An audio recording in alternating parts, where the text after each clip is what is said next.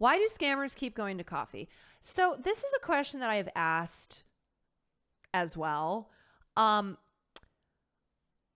Because I think it comes down to hubris. I do. I think it comes down to ego.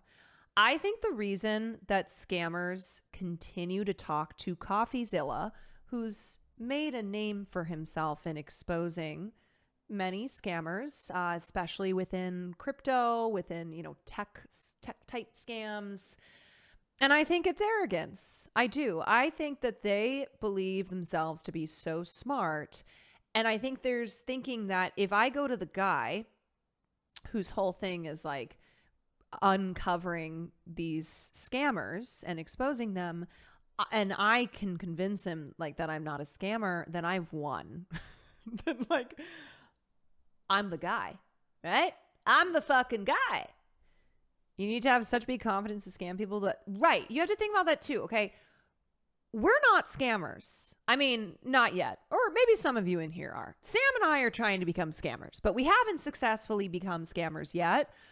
But the point is that if you don't have a scammer mentality, if you don't have the mindset of scammers, it's hard to understand why they would do something like go talk to Coffeezilla. But that's fundamentally not understanding the scammer mentality, okay? What got them into scamming in the first place? Why did they keep scamming? Right? Because you think, oh, I'd be so scared that people would find out. Oh, no, they don't think that. No, they don't think that at all. They do not think that they're going to get caught. And even if they do get caught, they keep going because they're like, it'll be fine. I just got to scam my way out of it, All right, let's watch. I interviewed Billy McFarland about Fyre Fest 2, an event I have tickets to and recently got postponed or canceled depending on who you believe. In this video, I will confront Billy with accusations from people who worked on Fyre Fest 2 saying that, no, the whole thing's canceled. This thing is not happening. And Billy says that is not true. This is just a postponement, and eventually this will happen. For my part, I was encouraged that the media is reporting, Billy's also reporting that refunds are being given out to ticket holders. So I got no problem with that. That's great news. I think that if you buy Fyre Fest 2 tickets, I got free tickets, right? So if you buy Fyre Fest tickets and you're not a journalist, documentarian, anthropologist, or someone like that, I think you're making a mistake. I'll just let my personal opinion on that be known. But I wanted to give Billy a chance to explain his reasoning, give his whole side of the story. I think we gave him a platform for that. Also to answer recent accusations, explain what happened with these canceled events where Mexico said in multiple occasions they had never heard of Fyre Fest 2. Billy says that's not true. Some documents were shared related to that. And yeah, enjoy the interview. Billy McFarland, creator of Fyre Fest 1, Fyre Fest 2. Let me start, because the context of this conversation is Fyre Fest 2 just got postponed, I think. What is the story here? What's is it happening? Am I going? I have tickets. You sent me a message. Oh my God, he has a hat? I think you bought the hat in the summer of 23 or 24? Let's watch Billy McFarland. I think it was 23, 2 years ago. Hi. Okay, so yes, you got free tickets from that hat purchase. So that is real, and you have those tickets. You want to go? It's good to be here. Fest? I truly want to say thank you, and I think over the past 24 hours, I've been approached by I think most of the major news networks, and you were the only one who agreed to not cut the interview and to show the interview in full. So of course. Also, okay, am I stupid? But like, why is his camera so? Why is it so blurry? I don't think it's the quality of Coffeezilla's video. Is he working off like a webcam from 2010? That was the only fair way to do it. Yeah, dude. No, I'm happy to show the full interview because I think there is a lot to get to. So walk us back, because I think we have all the time in the world. So let's just do the whole thing. You get through Fyre Fest 1, everything that happens with that. What makes you launch Fyre Fest 2? This is actually a question brought to me by a fan of yours, Moist Critical. He says, I'd love to get his thought process on why he refuses to do anything that's not an attempt at spectacle. He's obsessed with being the facilitator, this is his words, of fiction's events for money. But, take the harshness out of that aside. You do love a good spectacle. You're leaving Fyre Fest 1. The question is, why Fyre Fest 2? Yeah, great question. I'd like to start by saying that because you can't put a price on glory. No way to over exaggerate the mistakes that were made from Fyre Festival 1. They were terrible. They were bad decisions. They were immoral decisions, silly decisions, and the mistakes there were incredible. And I certainly deserved everything that came of it. I deserved the prison time, deserved the civil penalty, and I certainly deserved everything that... Billy's image froze here. It's because he spent all his money because he owes millions of dollars. Also, I love that he goes, there's no need to over-exaggerate. No, Billy, we know. No, we're aware. What is the X logo? Wait, I don't know. I don't. Is that like Billy McFarland X logo? I guess that's his. I guess that's his logo for his company, PYRT. It's kind of giving Twitter. Came of it. I deserve the prison time, deserve the civil penalties, deserve the loss of trust in relationships, and that was all well deserved. And I deserved it, and I know everybody watching is like, of course that should happen, but getting out of jail is really hard. And oh my God, I'm obsessed with how getting out of jail is really hard. I'm obsessed with how he's starting this off by being like, I totally deserved everything. A lot of mistakes were made. And he's about to gear up to be like, but we didn't repeat any of that, right? Like that was in the past. And I completely deserved, the whole prison thing and whatever. And getting out of prison's hard. And I'm a changed man now. When it's like, he's never stopped. Like he's only continuing to do what he's always done. Yeah, he keeps saying deserve because he wants you to know that he deserved it. Okay? He doesn't want your sympathy. A lot of mistakes were made. And someone had to go to prison. And old Billy went to prison, but this time it's different. He's turned being an ex-boyfriend into a whole personality. Yes. I went to prison for 4 years. And here's my story. KJ, thank you for the 6 months. I think that's why recidivism is really high across all different kinds of crime. Oh, it's when you take. Okay, is Billy McFarland now an anti-recidivist? Is he into prison abolition? Also, wait a second. Is he saying? Hold on. Is he saying that recidivism is common across all types of crime because he's about to admit that he's doing a scam again? Because it's how it goes. This is the problem. This is the problem with incarceration in this country, that it just leads people to committing the same crimes that they committed. There's a revolving door. They go in, they go out. They go in, they go out. And I'll fucking do it again. Someone out of their family, out of their support system, out of the professional world, and you're behind and you're kind of like stuck in this, living coffin for a number of years. And it's tough to kind of get back to society.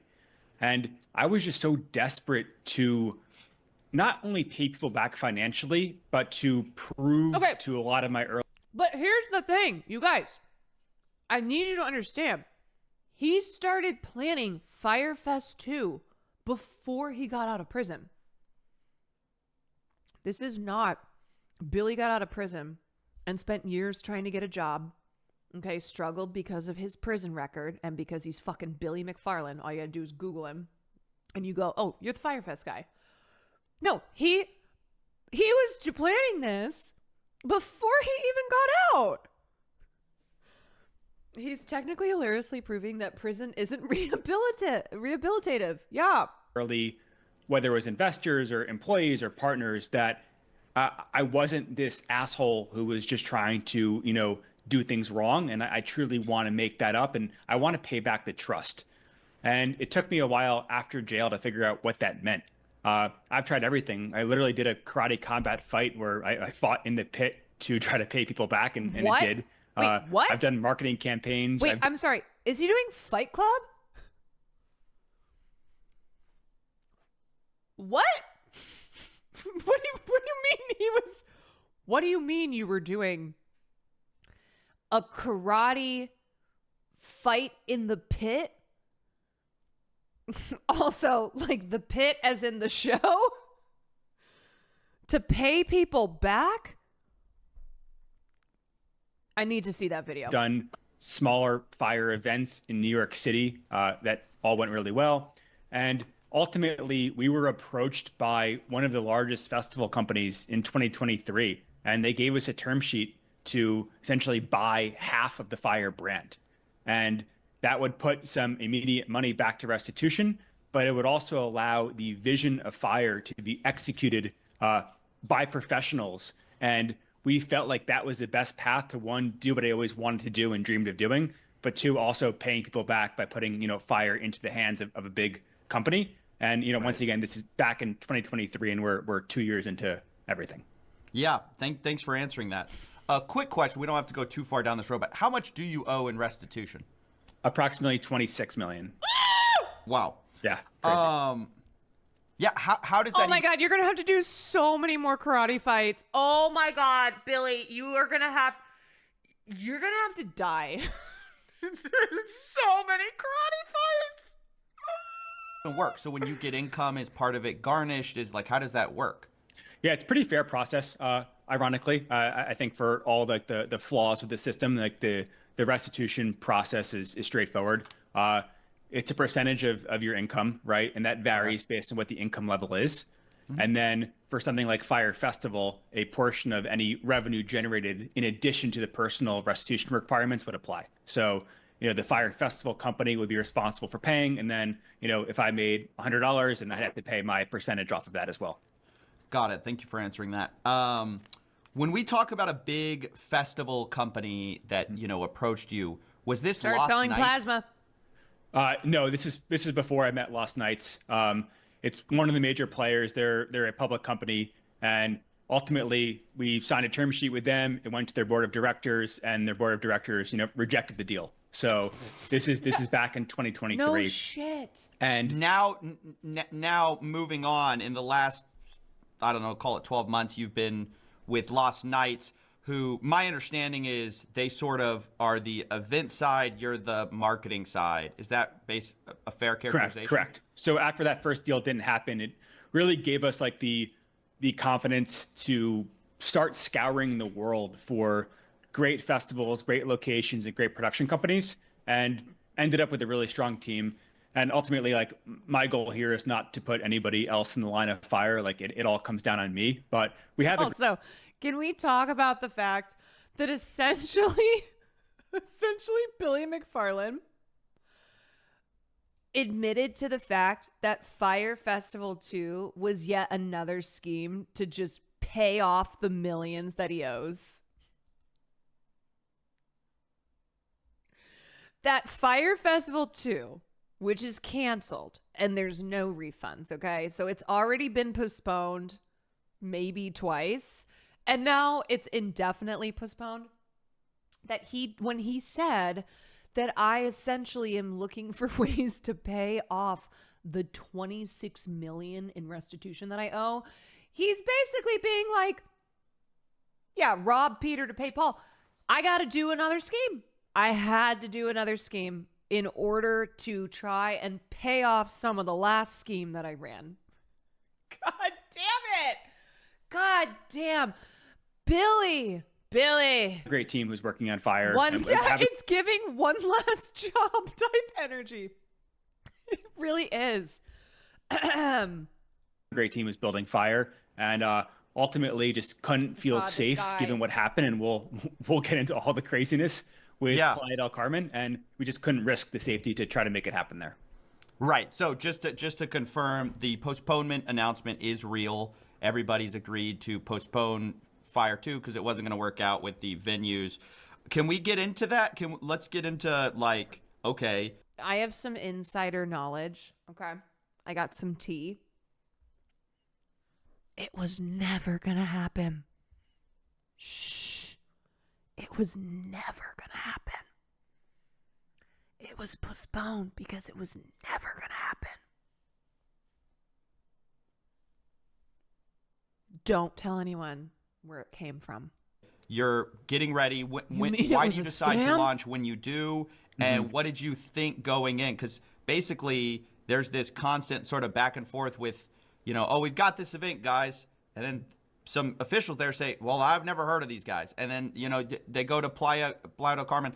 Oh, we've got this event thing. And then there's another kind of blow up with the government. What's happening behind the scenes? I think for people watching, you have no idea how crazy it is trying to do business and trying to do an event. Tell us. This is your chance. Okay. You mean it's so crazy saying that you have a location for an event, like confirming it, but you have not actually come to an agreement with the officials in that fucking city, in that country? Is that why it's very difficult? Because you were like, yeah, it's happening in Playa del Carmen. And then Mexican officials were like, what? Tell us. It's wild. And we're sharing the receipts. I don't even know I'll send who you are. A bunch of documents that I'm not comfortable posting publicly, but hopefully you can speak to and kind of keep the safety of the people involved. So we were approached in September of last year to bring Fyre to the Riviera Maya region of Mexico.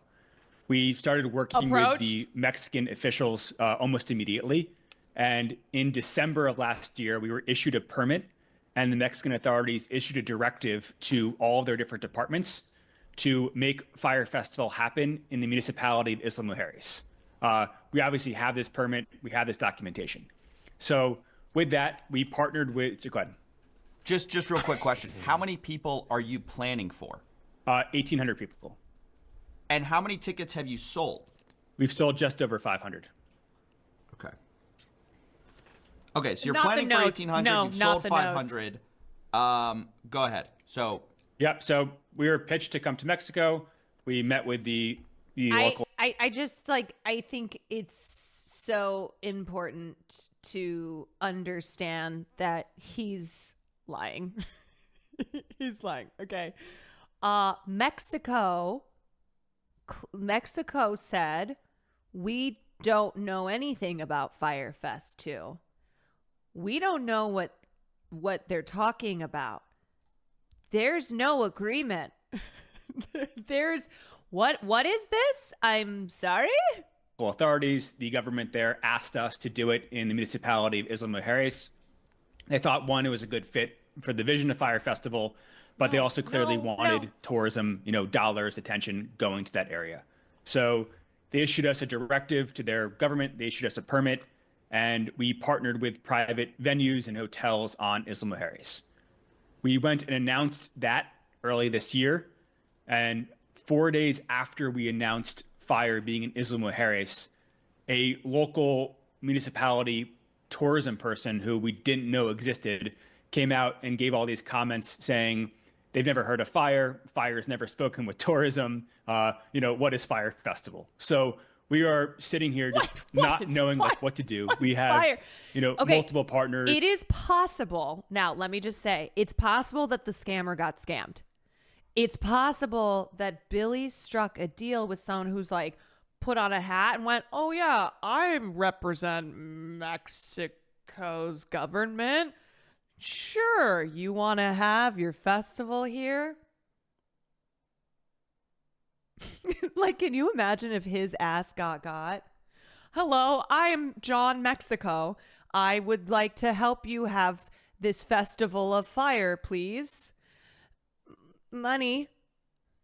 I mean, it's very possible. Okay, it's actually it could be quite likely that the scammer that he got. Okay, the scammer got scammed. There's dozens of professionals, whether it's my partners or third-party companies, all who had been working full-time to make Fyre happen. And all of a sudden, this guy named Edgar is like, Fyre's never spoken to tourism in any capacity. So my first response was, let's just release the permits that we have from tourism to show that, we have in fact been in touch with tourism. And the feedback was that like, hey guys, like you don't understand Mexico. You can't just release government documents. Like we're going to get killed. So I said, okay. And we kind of sat back and didn't do it. They said killed? They said killed. And it gets crazy. We'll get into this. They said killed. And there's that's a little different than an NDA, Billy. Wait a second. That's a do not Billy, die. What? Do not die policy. So I'm like, fuck. Like, I love these partners. They're busting their ass. And they're like, don't release this documentation. Like our lives will be in danger. Billy. So we said, okay. I released kind of this like pathetic Instagram video where I'm like, guys, I have venues, I have hotels. Like I promise they know about us, but can't really say more. Everyone's thinking, what everyone's thinking in their head, right? That I'm full of shit, right? That doesn't exist. So I get coffee. it, right? So it's like, I'm here like, hey guys, I promise I have this, but I can't really show you that I have permits. So I do this video, and the day I do that video, the government of Playa del Carmen, which is a different municipality in the same Riviera Maya region of Mexico, reached out, and they're basically like, we know what Isla Mujeres is saying is BS.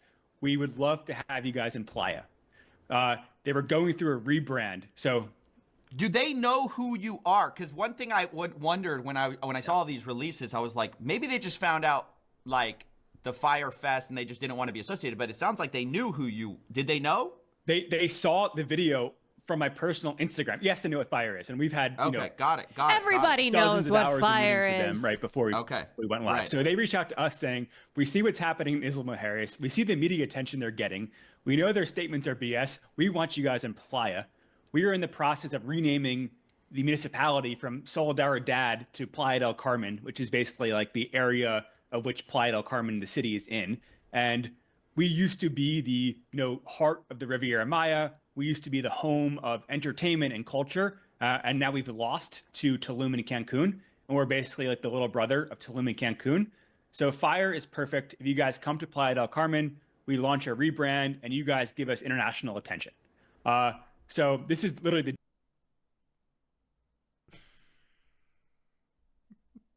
I'm sorry.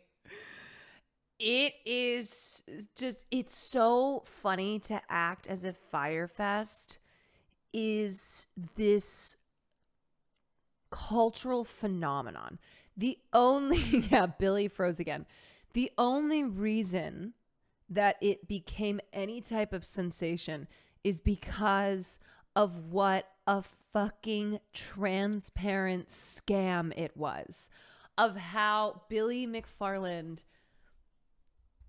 ran one of the craziest schemes, and there was no getting around it being just a total scheme scam. And that's what made it a cultural phenomenon, right? But I love the idea of that Playa is gonna needs to compete with the tourism of Tulum and Cancun by having Fyre Fest too. The night I posted this Instagram video. So we quickly start working with them, and the government of Playa del Carmen puts together basically a package that we couldn't refuse. They gave us 2 beach clubs, they gave us a water park, they gave us a hospitality company, they gave us introductions to villas, to hotels. We bought out one of the nicest hotels in the area, and they made it all happen. They quickly gave us permits. We have signed permits from the Secretary General, the Secretary of Tourism, Secretary of Environment, like you name it, right? Like they went hard. And meanwhile, I think the funniest thing through all this is like we're filming a documentary, and they're totally and they're totally aware of it, right? So like all these they were also filming a documentary. Ay mío tío. What, dude? God. release the footage. Things are filmed. It's not like it's like happening in some back room. So it's like everything is being recorded and documented. And so it's like you just like literally can't make this shit up. Wait. I heard about this documentary. Are we talking Netflix? I don't know. I don't know where it's going to end up. Little Brother Hulu. You know? I guess it depends how all this goes for you, huh? But the ending is still unknown, so I'm not sure where that lands. Yeah. Well, one question. Okay.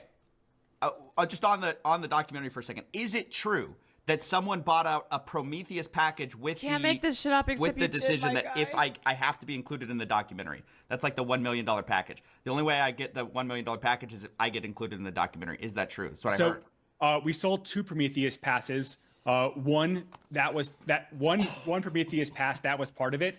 However, that person asked for a refund like 3 or 4 months ago because they bought it during like the pre-sale. So we refunded them and canceled them. So there's one current outstanding Prometheus pass, and that person or group who bought that did not specify the need to be in the documentary. But the first buyer did ask for that. But that buyer you gotta cut that guy. You gotta cut that guy. Cut him. Cut him. Yeah. Refunded like that. No, that's insane. I mean, I think $1 million for any like festival is just not even for yours. Okay, I'm trying to get like the full breakdown of the Prometheus. Okay, all right. Here is how it's advertised. The Prometheus God of Fire package grants 4-day Prometheus level access to Fire 2 for 2 people. Access includes 24/7 Prometheus access to Prometheus Marina, Festival Grounds, Fire Artist Village, Water Stage, and Underwater Bar, including backstage access. Performing talent and related schedule will be announced at a later date. Add-on activities, spearfishing and lobster diving. You have to add these on. Zero gravity flights, kite surfing, paramotor excursions, hell jumps, shark diving, jet skiing, skydiving from the Fire hot air balloon, submarine trips, and more. These options are all included in our Fire Prometheus package. Additional day trips by private plane to neighboring islands and cays, intimate dinners, and other exclusive excursions are also included for Prometheus holders. Travel. Prometheus pass holders will travel by private air charter on Fire Air. Oh, a private plane. The Fire concierge team will be reaching out to you to assist with logistics.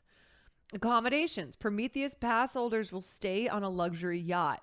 Pass holders are entitled to a private stateroom. Holy shit.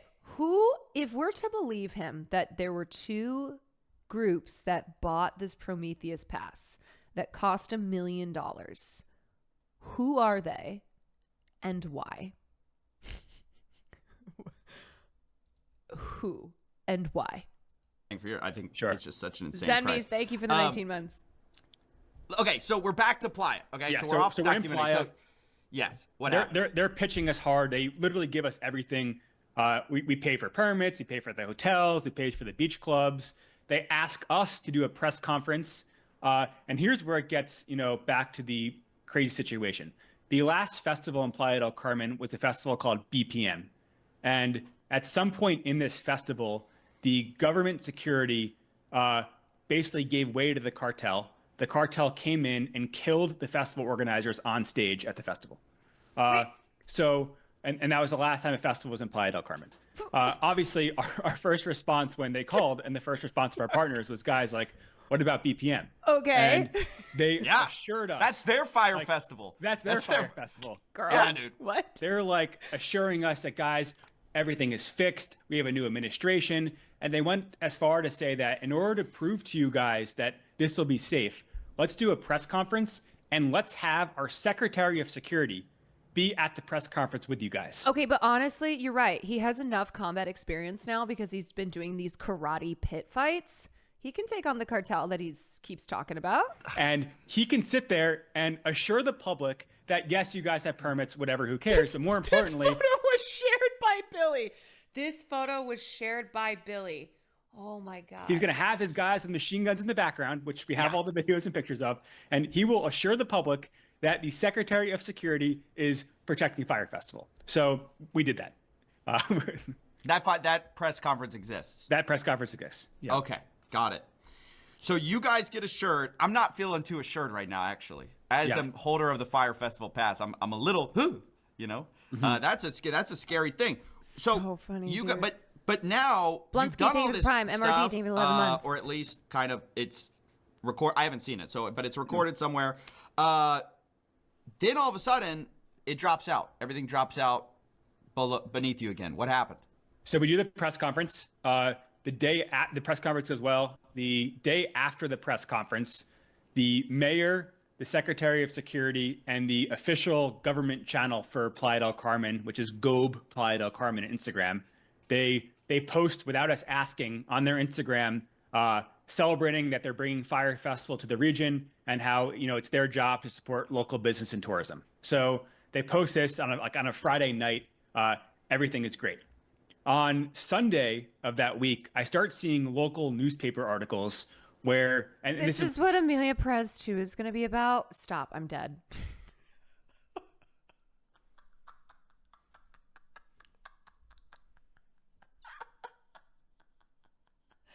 Don't put that out there. Was not picked up by the U.S. press, where the local government of Playa del Carmen was saying they've never heard of Fyre Festival.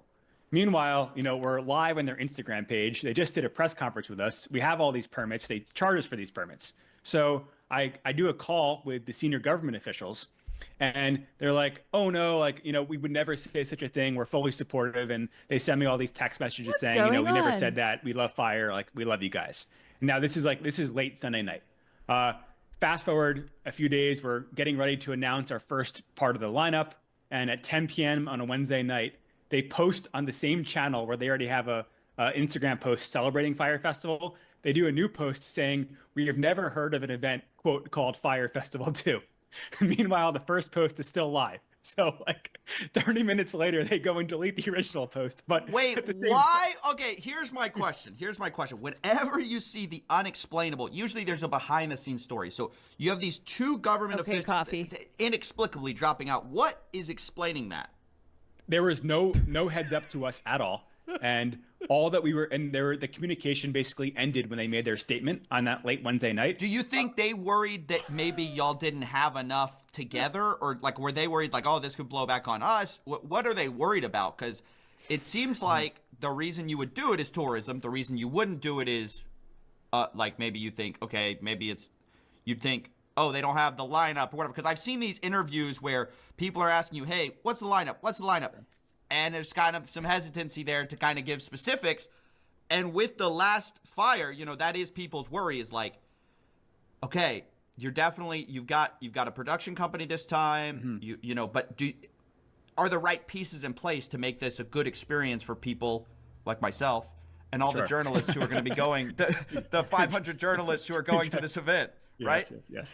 So can you maybe explain that? Is there, especially with recent events, has the lineup dropped off? Do you need to build it back up? Where are we at? I like that he just keeps what he's insinuating, and he's kind of dancing around it as he's like, you're a scammer. when he says things like, well, did they know who you are? Or, okay, well, maybe they there's got to be a reason here. There's got to be a story behind this. Okay, so before we get to the lineup, and happy to share everything. So before we get to the lineup, there was never the last conversation with the government was, oh, we never said anything negative to the press. We're fully supportive of Fyre, and we have all the proof and evidence of this. What I was told after the fact and was sent pictures is that the local tabloids were attacking the mayor and basically saying, oh, she's a scammer. She's part of this scam company. We always knew she was a scammer. And I think in their minds, the best way to handle the assault of their local tabloids, instead of a measured response, was just to say, oh, we've never heard of Fyre. What's Fyre Festival? And it was just so absurd. And at that point, we started going back, and the morning after 5 promoters were killed at the BPM festival on the stage, the Mexican government's response was that, oh, we have banned BPM from Mexico. It wasn't like, oh shit, maybe we made a mistake and let people get killed. He keeps talking about these dead promoters or like how he could be killed. Like pretty serious. It was like, oh, we just banned the festival. So like, it seems like in the case of trauma and chaos, when they don't really know what to say, they just like take full denial.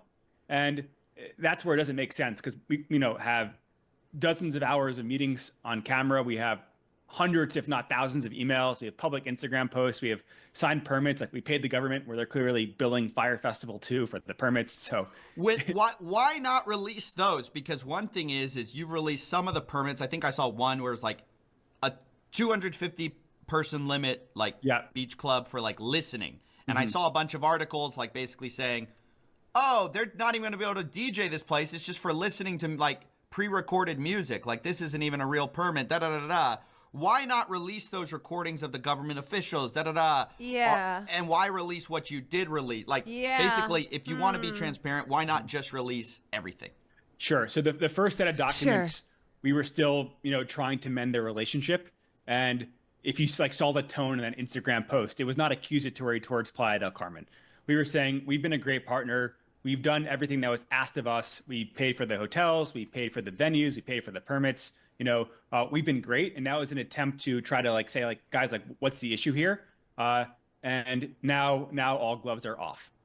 So I will be forwarding you some documents, some permits, some email chains. I'll share whatever I'm forwarded, provided you don't specify, hey, this needs to be like redacted, whatever. I'll redact what I need to redact. I'm going to forward you to provide it. I have this great email chain with ABC News from this morning. So they reported last night that, like, literally, dude, Pixar, it didn't happen. They talked with the state tourism office, which is above the municipality, and the state tourism said they would need to be the ones to approve this, and they've never heard of Fyre 2. So I forwarded to them 39 emails with state tourism, a permit from state tourism, and they said, oh, we'll update our story. And now they're refusing to update their story. So I'm going to forward you all those emails with state tourism. I'll forward you those permits. And yeah, it's just like, you just can't make this up. And ultimately we, Bro literally said, you got to see this email chain. You got to see it. We pay for the venues. We have the venues, and we have talent. Like, the event could go on, but how do we know people aren't going to get hurt? So it just does not make any sense to continue with Playa del Carmen. So at this point, I've heard talks of postponement and... Like, okay, my question is, what talent? You have faith in him? I knew you would. What talent, though? Because as far as I know, like less than a month ago, I had seen that the only artist who was booked was Antonio Brown. Like, Antonio Brown was the only one that I had seen who had confirmed that he was performing at Fyre Fest 2. Former NFL star, Antonio Brown. So I think maybe it would be helpful. Yeah, like, yes. Here. Antonio Brown says he's performing at Fyre Fest 2.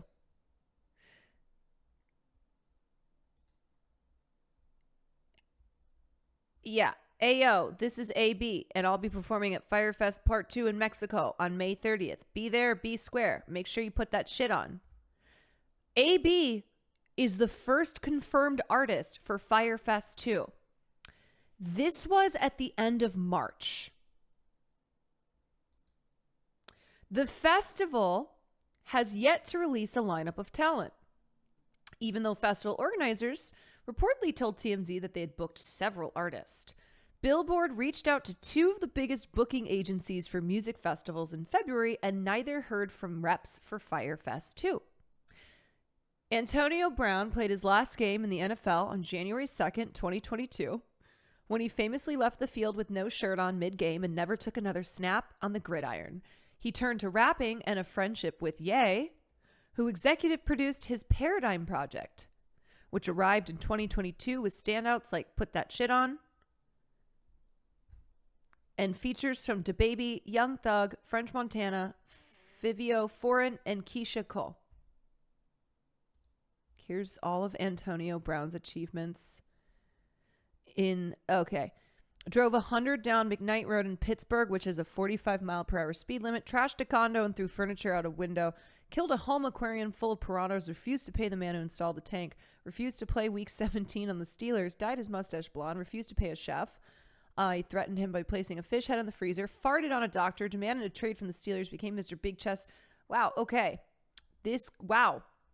Oh, my God. Okay. That. And your point is, so here's my whole thing is like, Billy, how can you not expect us to see how this is just a rerun of Fyre Fest when a couple weeks ago, the only confirmed booked artist was Antonio Brown? You know? Of refunds simultaneously. What is that? Is it postponed or am I getting like, not me, but like. We got to listen to it, right? Oh, is this a song? Idea. We get the idea. So that's what we missed out. My free tickets. But what is actually happening? Is this still happening or it seems, or are people getting refunds or both? So both. One, Fyre Festival 2 is still happening. The date has not been set. We have an offer, locally. Okay, hold on. What? What do you mean Fyre Festival 2 is still happening? This fucking man. In the New York City area to do it on the same dates. And then we've also have a couple of different Caribbean island countries that the team is doing site visits with over the next couple of weeks. So the location would determine the dates, and that would obviously determine if it's postponed. If we're picking a new Caribbean country, if it's a Belize. So why is he stepping back? Why are you stepping back, Billy? I mean, he's claiming that it's because this brand is bigger than any one person. What's the brand? There is no brand aside from this being a fucking scam. There's no brand. Honduras, Turks and Caicos, something like that, we would certainly postpone the event to allow us to build it out. If it's something more local, then we would try to keep the same dates. Just a slight hiccup. In the meantime, ticket holders are being refunded. So yeah, we are certainly refunding people and hoping they will, rebuy once Fyre Festival 2 is announced. Okay. Here's my question. Because one thing that I wanted to understand in all of this. So I had somebody come to me and he says, basically, he says he was directly involved in the organization of Fyre Fest 2. I'm sharing this because I believe the public needs to know what's going behind the scenes. Basically, he says there was a split between the production company and you, and Lost Nights is no longer associated with Fyre Fest. Is that true? That's not true. So we have no issues with Lost Nights. There's been no formal split with the production company. I think the location will determine who is producing the event. All right. So, if Sam's here, we can still go. Mexico is their backyard, and we of course would love to work with them wherever we go. I think the final location there will determine that. But we're in hourly communication. There's been no formal split of the companies.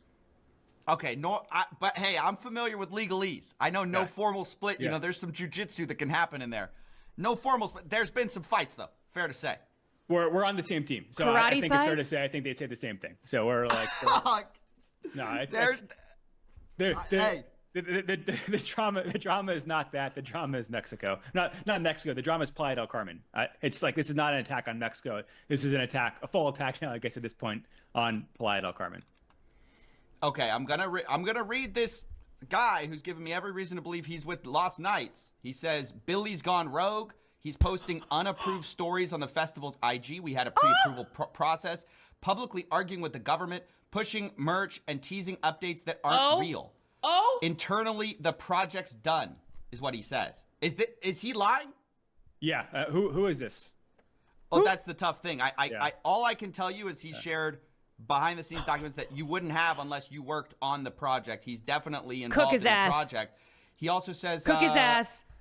Is there because I asked, like, what are some interesting questions to ask you, because I knew I was interviewing you. Is there still an event team behind Fyre Festival 2? If so, who exactly is involved? Is Lost Nights one of those people involved? For sure. Yes, correct. Okay. Yeah. You know, if it comes to someone else, literally anyone else, and Billy McFarland, and the game is who's the liar, it's all Billy boy. Fun fact, a friend and I recently got approached at a gig by some guy who claimed to be in a mead brewing company with Ja Rule, and that was when I realized Ja Rule was a real person. Stay away. Stay away. Stay away. Ja Rule was a co-founder of Fyre Festival. Stay away. Stay away. Okay.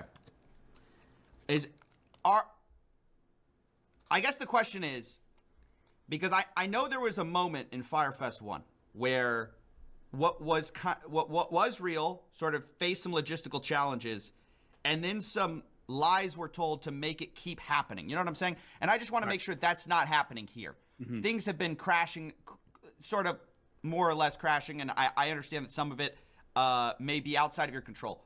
But remaining honest about who still is involved, how viable this thing still is, seems like the key question of this whole process. So I'm here to hear you out on all the stuff. Like, you know, this happened, this is unfair, this happened with Playa del Carmen. It was kind of like, you know, ridiculous. But I want a realistic view, no lies, about where are we now with Fyre Festival. Tell the truth, Billy. Tell the truth. Look at that. Can you answer that? Yes, this is the biggest difference and lesson learned from last time is that I don't know, and we're in no rush. We're not going to announce a new location. We're not going to announce, new dates until everything is sorted and everything is, ready to go. So we're properly vetting all options. And the truth today is I don't know what's going to happen with Fyre 2. I don't know if it's going to be this summer. I don't know if it's going to be next winter. I'm not sure where it's going to be, but we will look into and continue to vet and do due diligence on every single possible option for us. And tickets won't be sold until these questions are ready to be answered. So it's okay. So you guys need to keep in mind, this interview was posted yesterday. Okay. Oh, he put an update. Yeah. Okay. So he put an update here. After repeatedly denying that Fyre 2 was dead, Billy announced today via Instagram that he's selling Fyre the brand. So it looks like the insider that I confronted Billy with was indeed correct. Right. That's what's key to know. This interview came out one day before Billy McFarland announced that he's selling the brand. So this is all bullshit. Wow. I'm so shocked. You mean to tell me that bro was lying? Bro was lying throughout the whole interview? When I'm in a lying competition and my opponent is Billy McFarland. So I'm not in a rush to try to salvage this for next week or next month. Oh, we're going to really? take our time and pick the best option for everybody. Oh, okay. I think that's I think the refund approach and then later announcing is the right move. Can you share anything about the lineup? I'm sure it's gotten a little dicey now because the date has kind of been thrown up in the air, but Antonio you share any for sures? Yeah, the biggest thing for me and what I wanted to live by with the team is I don't want to throw any artists under the bus right now. I think another artist went on Good Morning America today saying she's booked for Fyre. I'm not going to give any names. I'll let artists come out if they want to. We had our 11 artists signed. We had another 14, agreed to with contracts issued, and we were planning to release those the day after the negative statement came out. Obviously, before it came out, and the decision was made that we don't want to put the artists in the line of fire. If they want to voluntarily say they're booked for Fyre, more than welcome. We'd love for you to do it, but I'm not going to be the one to prematurely release that. Okay. We will certainly work with, and we've been in communication with all of them. Once new dates and locations are confirmed, we'd love to keep the offer, and it's going to be up to them to stay in. let me ask you something else. So one thing that I've been thinking about is Parliament. Thank you for the 13 minutes. How does Fyre Fest 2, like you're envisioning like this glorious Fyre Fest 2, which may I don't know, right? And if it does, it's sort of this like amazing story about, like a comeback. There's also a world where Fyre Fest 2 kind of just fizzles out. And there's also a world where Fyre Fest 2 is extremely mid. Yeah. I would think that the last option is the worst option. Almost like if you refund everyone and it just goes away, it's kind of like this like fun story.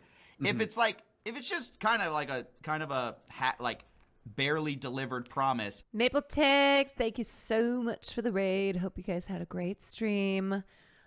We are watching the last, we're about 10 minutes to go or less than 10 minutes of the Coffeezilla Billy McFarland interview, where Coffee sits down with Billy McFarland, who seems to be recording via a webcam from 20 years ago. And he's asking him all about why Fyre Fest 2 is postponed again. But what's important to note is that earlier he read to Billy an email he had received, and he said, I'm not going to tell you who this is from, but it's somebody who's working on Fyre Fest 2, and essentially was like, Billy McFarland is a liar. Billy McFarland, blah, blah, blah. And Billy, this whole interview, has been talking about how Fyre Fest 2 is still going to be on. They just need to find a new location, blah, blah, blah, blah, blah. Okay, smoke out of his ass. And what we know today, and I don't know when this was recorded, but I can't imagine it was that long ago because, first of all, I think the official Fyre Fest 2 postponement was like a week ago. And then in the last week or so, a week, and then today, Billy McFarland announced that he's selling Fyre Fest 2. So he's full of shit, of course. We know that. And he is pretending throughout this whole interview that Fyre Fest is... Hi.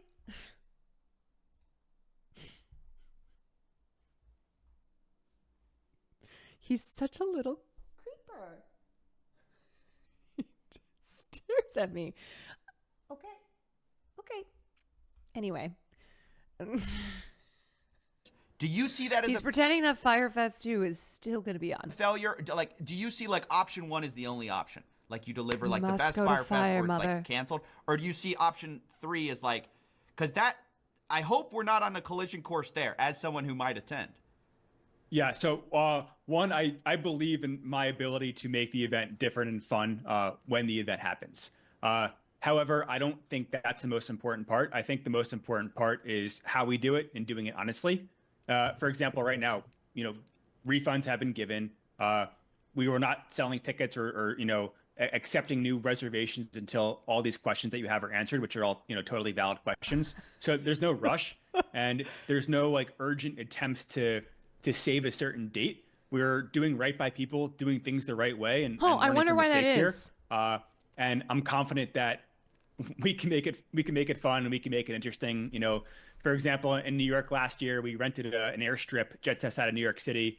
We did zero gravity flights and a concert on an airstrip for 100 of like the Fyre members in New York City. So it's like, okay, real quick. Micah, thank you for the 6 months. If you don't know what Fyre Fest is, Fyre Fest was a scam that was run by Billy McFarland, who you see here, who ended up going to prison for 4 years. And before he got out of prison, he was planning Fyre Fest 2. And the second he got out, it's been in the works. It was a fake luxury music festival that was organized by Billy and rapper Ja Rule. And they pitched it as like this ultra luxurious Coachella, where it was to take place on the Bahamian island of Great Exuma. And it was promoted on Instagram by tons of social media influencers, actors, reality TV stars, models, who all got paid. Okay, they were paid to promote this. But they didn't disclose that they'd been paid to promote it. So like Kendall Jenner, the Hadids, Hailey Baldwin, Emily Ratajkowski, all of these really famous hot people were promoting Fyre Fest to make it seem like it was just the creme de la creme of music festivals. They were paid to promote it, and they didn't fucking go. And so what happened was it was supposed to be 2 weekends. And during the first weekend, there were just problems across the board related to the food, the security, the accommodation, medical services. Just so many problems. People paid hundreds to thousands of dollars for like very gourmet meals, luxury villas. They never got any of that. Like, let me show you a classic Fyre Fest food. This is the iconic photo of the food from Fyre Fest that had been pitched as like gourmet meals. Okay. Look at that shit. We call this the scam witch. We call this the scam witch. And like people were, it was horrible. Like it was really, really terrible. All they had were these really poorly furnished tents. It was awful. Let me see if I can find more photos. Like this. This is what they showed up to. This is the shit that they showed up to.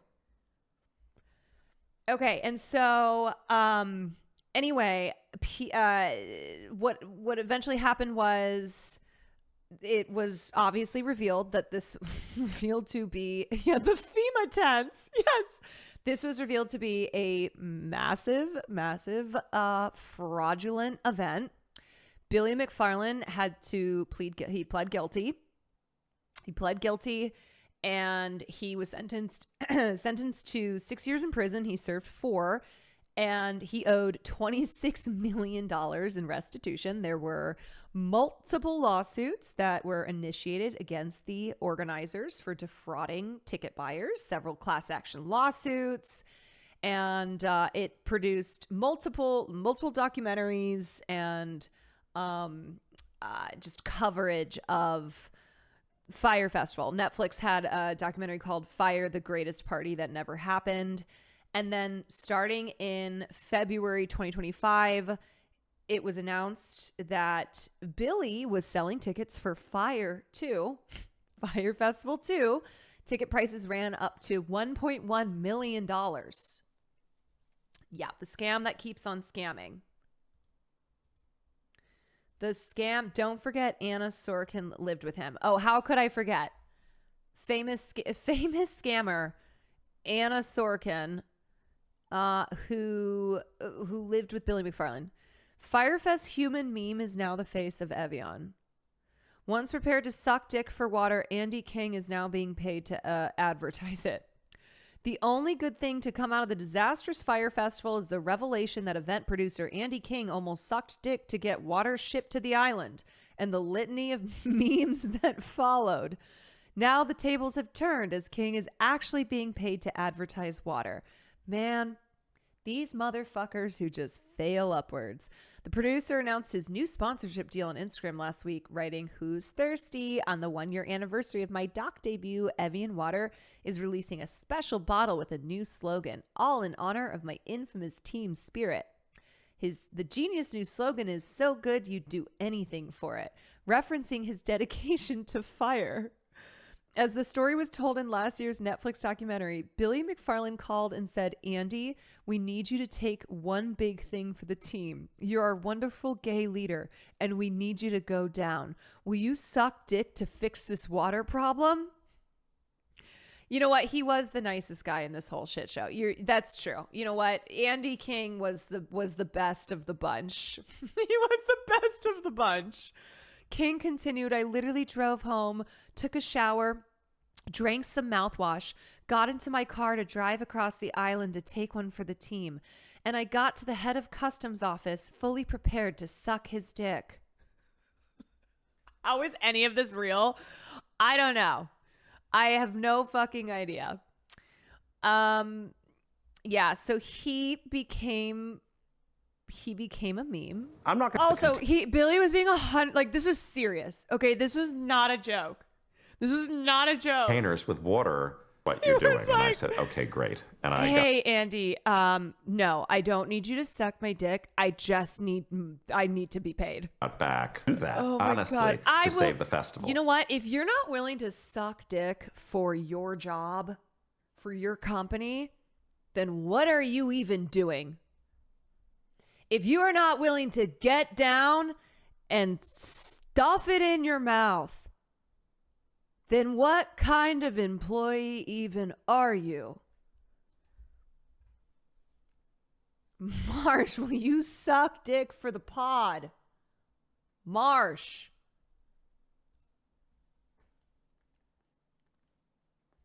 If you won't suck dick for Evian water. We can find ways where this festival is different for everybody else. I think that's what I specialize in. Where I failed has been to scale this from a couple of hundred Anyway, so that was Fyre Fest 1. And now we're talking about Fyre Fest 2, which to no one's surprise is indefinitely postponed. And now Billy McFarland is trying to sell off the brand. People to a couple of thousand people. So we're going to look into all options. And can you imagine sucking dick for Dasani water? Ugh. Maybe it's a smaller event. Maybe it's the same size. Maybe it's bigger. Once again, really depends on location and where it's being done. Lies. And finally, I just want to get some questions on this because I just want to make sure I get, I just get it in the record. Like this person, which fair, I'm not saying who it is. I just know they have insider info. They say sponsors, partners, production, booking, and logistics team have already stepped away. And you're telling me today that's false. Yeah, that's not the case. Such a liar. But are any of those people willing to stand up and say that we are still involved? Or do you think, no, they're not willing to stand up and say that? I think the entire team is working on what the next steps are. I think I'd rather suck dick than drink Dasani water. How big is the team? It's a few dozen people across different companies. So internally, we're small. We're 7 or 8, internally at Fyre. And then there are different teams with different roles. I think we're all on the same path now where let's not make any rash decisions. Let's vet all these locations. And we have different people doing different site visits. You know what I find so fascinating about this? Okay. Obviously, if you know who Billy McFarland is, you don't trust this fucking guy. You don't trust him further than you can throw him. You know he's a liar. But it's really interesting to know that he is lying here, right? This isn't just I'm assuming Billy's lying because he's Billy McFarland. We know that he's lying in this interview. And God, would I love for Coffee to have a follow-up interview. He won't do it, though. I'm sure he won't. I would be shocked if he did. But he is lying here. And we know he's lying. A team's going to one location tomorrow in the Caribbean.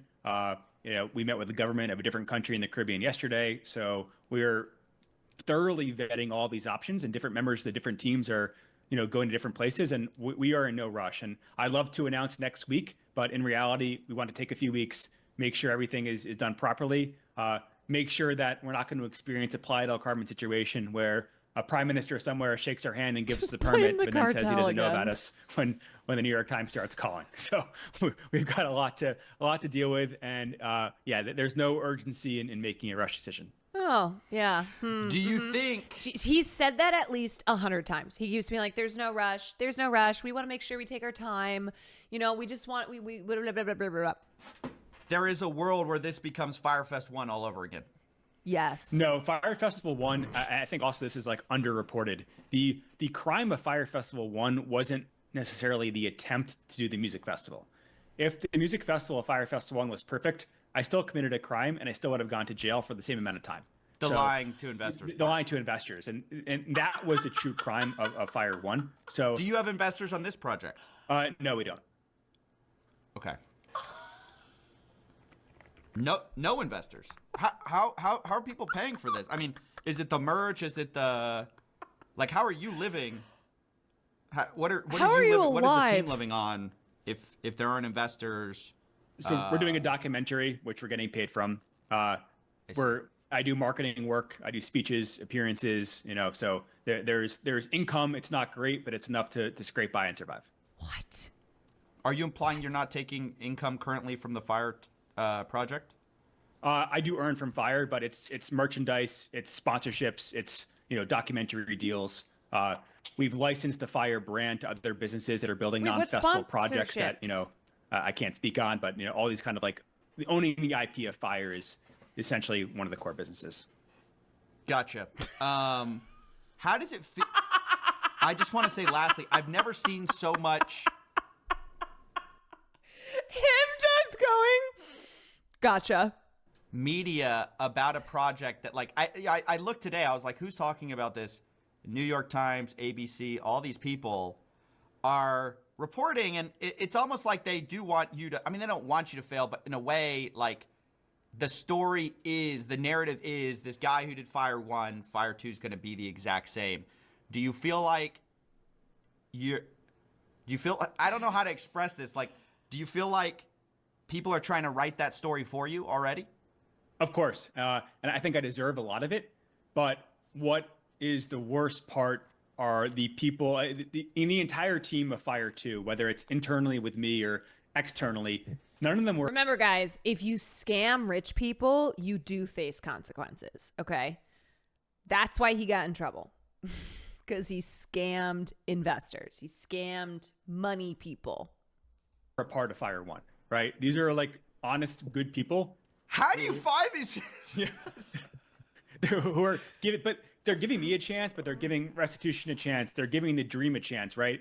And it sucks to wake up every day and have literally the world anti-recidivism news hoping these people fail. And they're trying to feed their families. They're trying to make their mark in some small way in the world. All right. So that's the hardest thing for me. And I just don't know how many years of like work it's going to take to have a level playing field. And I get it. I deserve it. Like, I'm not trying to avoid responsibility for that, but it is kind of wild. I feel okay, like... bro. Also, you got out of prison and immediately jumped into Fyre Festival too. Bro. You like, come on. Come on. You were planning this when you were in prison.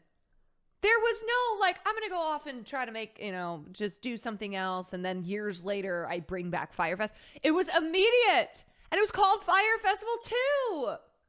Yeah, I think it's because you took the same name, though. I think that's a lot of it. I think if you had done like some like random new thing, I think people would be less, but you jump back in. Lastly, what's after this? Do you have any, like, do you want to do something else? Like, assuming this all, whatever happens. I think one of the biggest lessons here is that we clearly, I clearly need help with events, right? And I need to give up of it. Don't do events. Go to maybe give up on that. But I think the one thing that we do have is the brand awareness. Obviously, a lot negative is super high, right?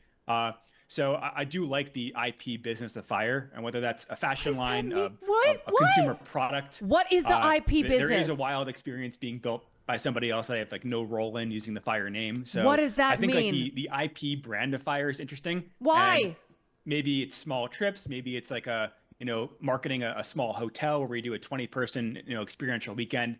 I think there's a lot like with the component and the thesis of Fyre that I'd like to build in the future. So taking time now to figure out like what the step is for Fyre 2 and what that looks like, and we'll go from there. Well, as someone with tickets, I hope this event actually and the hat. I hope this event actually happens. I'm a bit concerned about some of these emails I'm getting from insiders, but you're saying that's not true. I hope that news doesn't come out that it is true. Listen, Billy, you're in, this is a crazy thing you're trying to pull off. And if you're able to, people will celebrate you for it. But if it goes the same way, you're going to get, rightfully deserved, a lot of hate. So, understood. Yeah, good luck. Okay, thanks. Thank you so much. Appreciate it. Oh my God. Oh my God.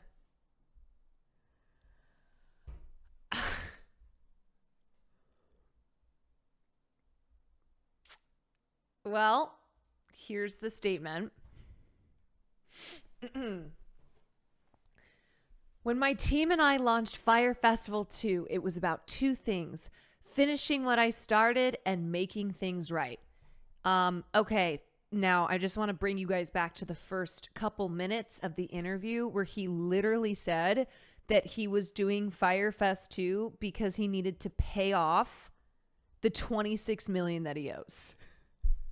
So basically try and do another scheme to pay off the old scheme. So I guess that's making things right.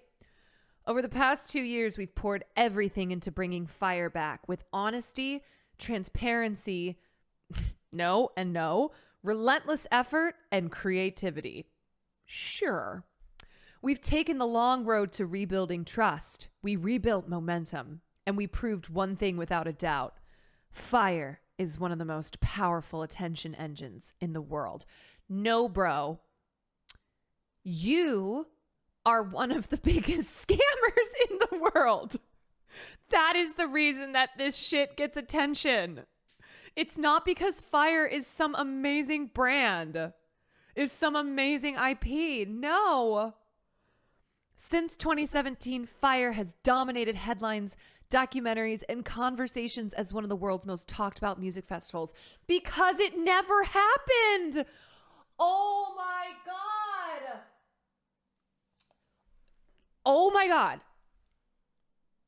The reason that Fyre has dominated headlines, documentaries, and conversations is because it's the music festival that never happened. It's for the wrong reasons, my guy. Remember how I talked about how there are some people who are like, all press is good press, you know? Hey. We knew that Fyre was big, but we didn't realize just how massive the wave would become. That wave has brought us here. Well, after I spent 4 years in prison, to a point where we know it's time to call for assistance. This brand is bigger than any one person and bigger than what I'm able to lead on my own. It's a movement, and it deserves a team with the scale, experience, and infrastructure to realize its potential.